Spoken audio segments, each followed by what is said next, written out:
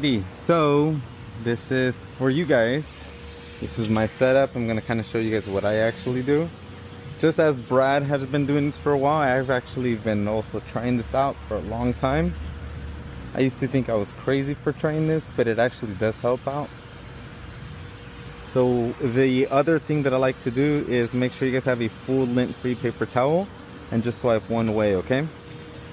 So I don't always drill, I try not to, but when I do, I have this ultra fine tip.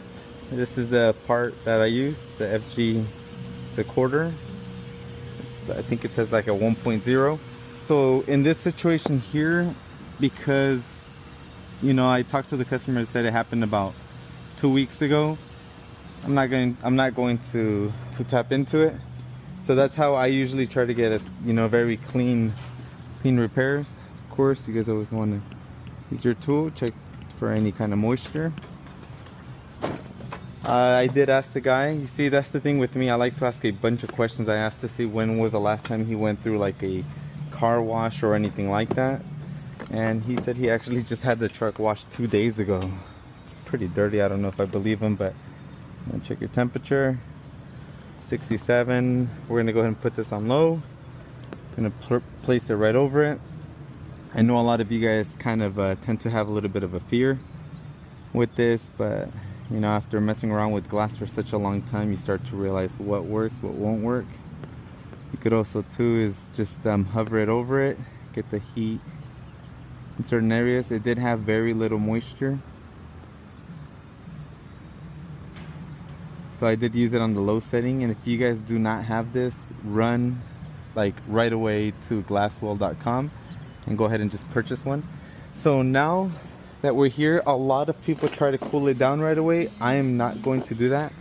I'm actually going to pause the video for a little while. What I'm going to do is I'm going to just now let it sit for about 15 minutes. Just naturally like this. I'm probably going to put like a cover over it.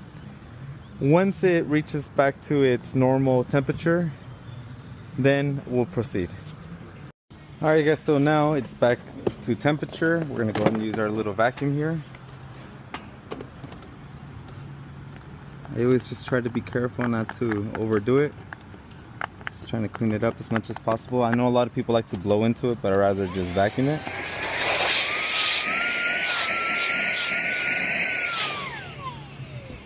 Cool.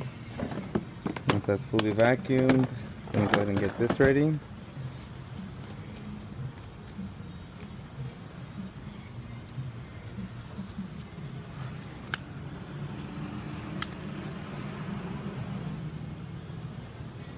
I've seen where some of you guys already have like the injector on here and just put it on. I'm like, that's pretty cool, but I prefer just kind of going this way.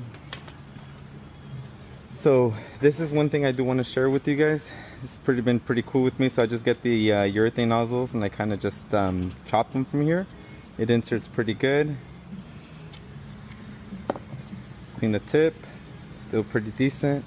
The last resin that I use here was the amber, so we're going to go ahead and continue back with amber again. So I have a tendency of just always using anywhere between 6 and 8 drops.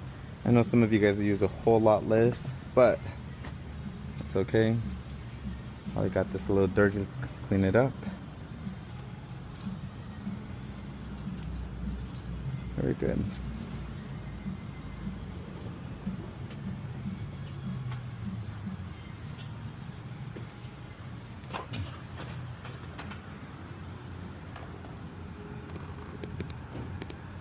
So here is my little thing. So I try to get it as close as I can, and right away pull a little bit of vacuum.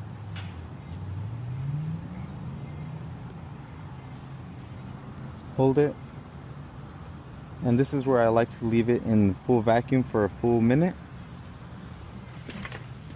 After that, that's pretty much it. We'll come back to a second.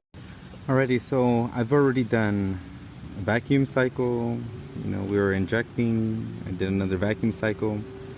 Now we're injecting. So now what I'm actually doing is, this is the part that kind of sucks, is having to consistently hold on to this pressure to make sure every line is fully filled, and once the line looks filled, I still hold it for an additional 30 seconds. And that's usually what I tend to do to get the best results. And I'm gonna go ahead and just turn this off, and then I'll show you guys the rest of the part after. Once you do your fill-in, all the lines are, or all the legs are completely filled, then you're good. I really like using this, but to be honest with you guys, I really like just kind of covering it with a towel. With the microfiber towel, it's a lot easier for me.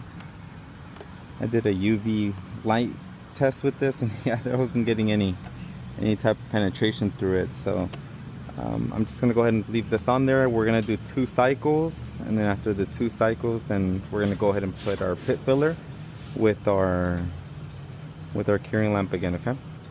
Alrighty, so this is the next part here.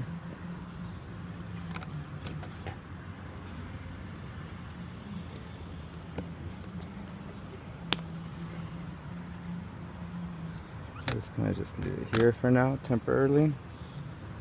What we'll do, just wipe it down. Have our chip filler. I try to leave it upside down for a while. There we go. Now this is what I really liked about what Mike said. I really like this part. I know you use a torch, but I use a lighter just so that way it removes any bubbles. Just push up on it like that. And that's it. What do you guys think? I'm just gonna go ahead and put our curing lamp. Leave that on for, we're gonna do 2 cycles of it. We're also going to use this light, so that way, because I need to step out for a quick second, take care of a few things, and I'll be right back.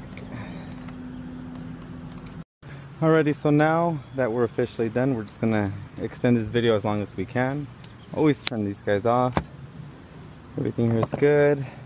So just gonna grab some water.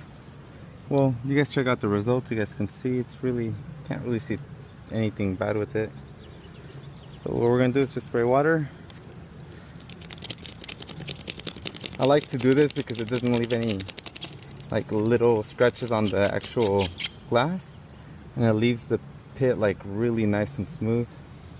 Obviously, like when I'm at the competition, I try not to like do all this crazy stuff, but here we go, just because of time, you know. So we'll clean it up. As you guys can see, we don't have any air trapped inside. So once that's already done, I'm just pretty much pretending at this point that like I already cleaned the glass, because pretty much here at the next step is I'll clean the whole windshield inside and out, and then I'll just obviously do this last. But for the sake of the video, I'm just gonna go ahead and put a drop. Some people like to use a cork. I like to just kind of use my fingers with the gloves and allow the friction from it to just kind of clear up really well. And then with a clean microfiber towel, I just polish it in. I'm going to use this side of it.